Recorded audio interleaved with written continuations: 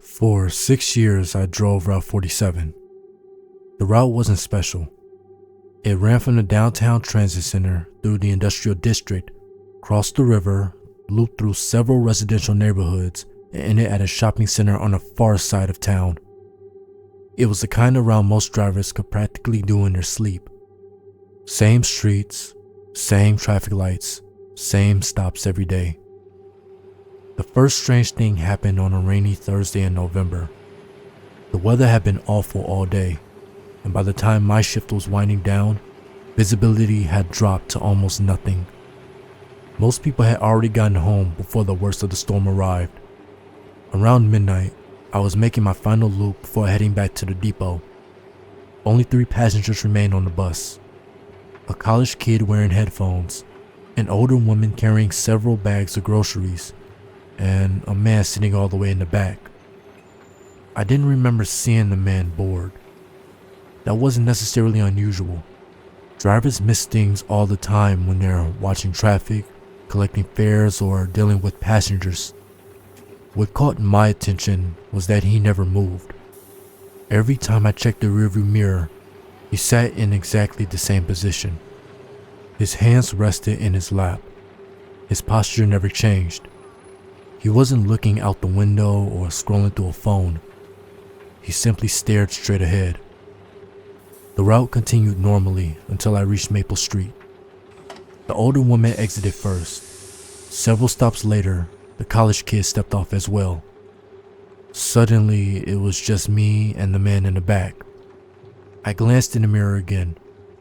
He was still there. A few minutes later, I reached the final stop. The shopping center was closed for the night, and the parking lot was completely empty. I pulled into the turnaround area and opened the doors. "Last stop," I called. The man didn't react. I repeated myself louder. Still nothing. Finally, annoyed, I set the parking brake and walked down the aisle.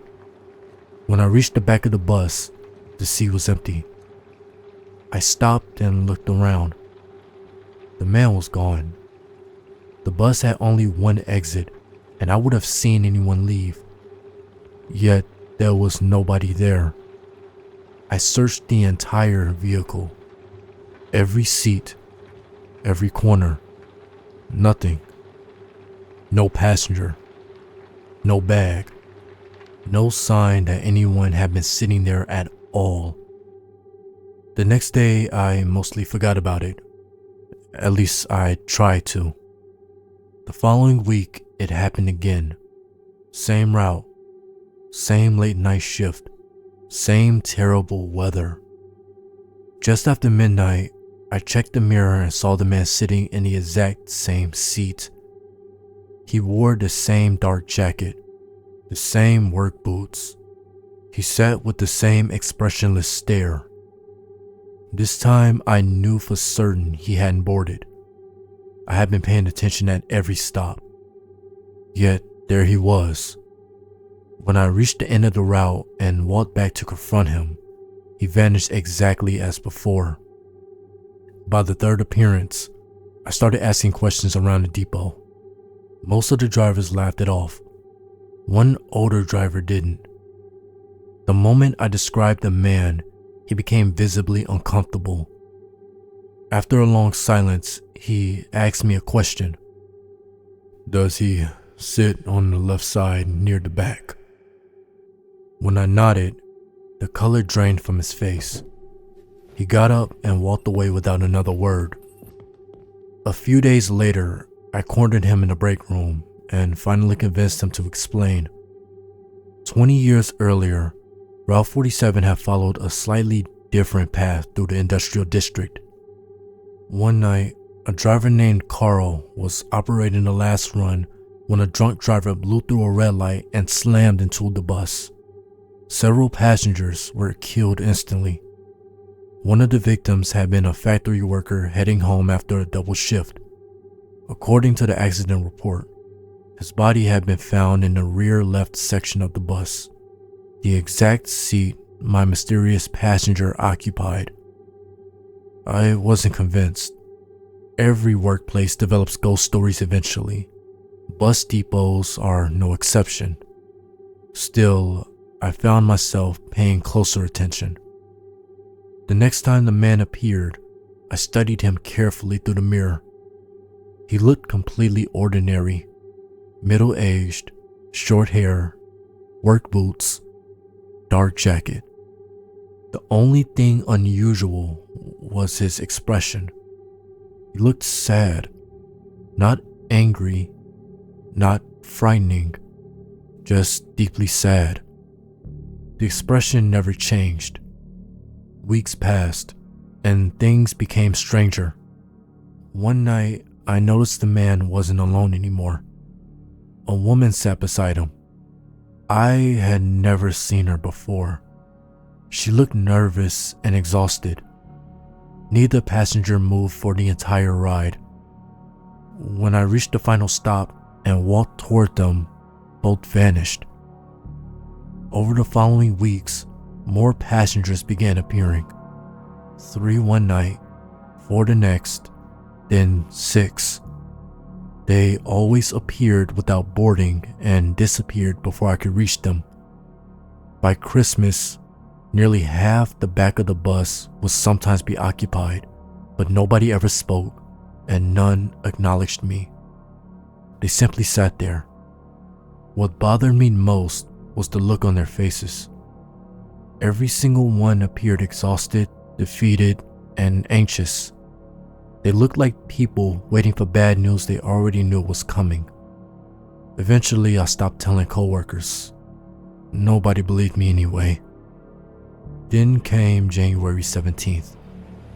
A heavy fog settled over the city after sunset. By midnight, visibility had dropped so low that even streetlights looked distant and blurry. I was halfway through the route when I checked the mirror and nearly hit the brakes. Every seat in the rear half of the bus was occupied. At least 20 passengers sat silently behind me. The atmosphere inside the bus felt different. The normal rattles and vibrations seemed muted somehow. Everything felt unnaturally quiet. A few blocks later, the stop request bell rang. The sound nearly made me jump out of my seat. For months, these passengers had never interacted with anything. They never moved. They never spoke. Yet someone had requested a stop. The illuminated sign above me lit up. Stop requested. I pulled over automatically and opened the doors. Nobody got off. The passengers remained perfectly still. Then the bell rang again, and again, and again.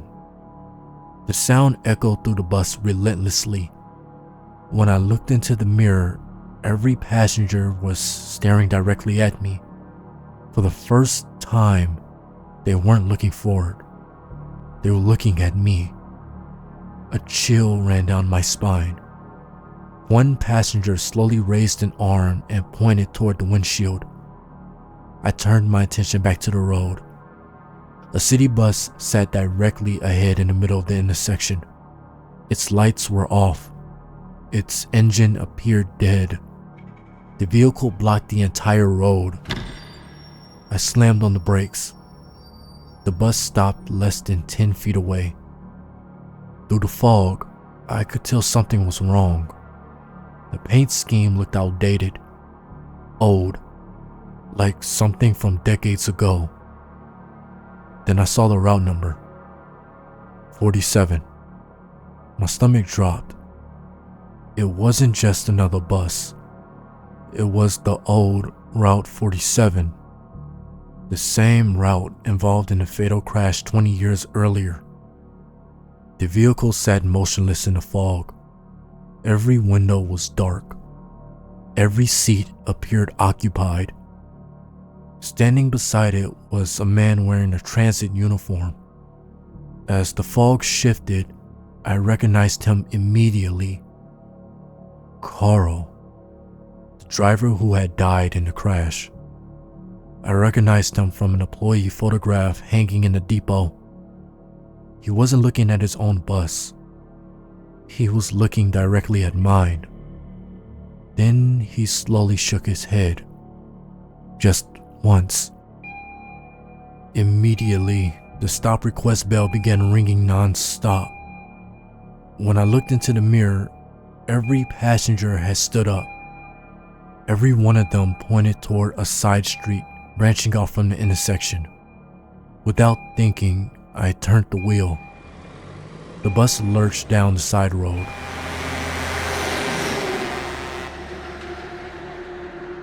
Seconds later, a tractor trailer exploded through the intersection at full speed. The driver never touched the brakes. The truck tore through the exact spot where my bus would have been. Had I continued straight, the collision would have been catastrophic. The truck disappeared into the fog.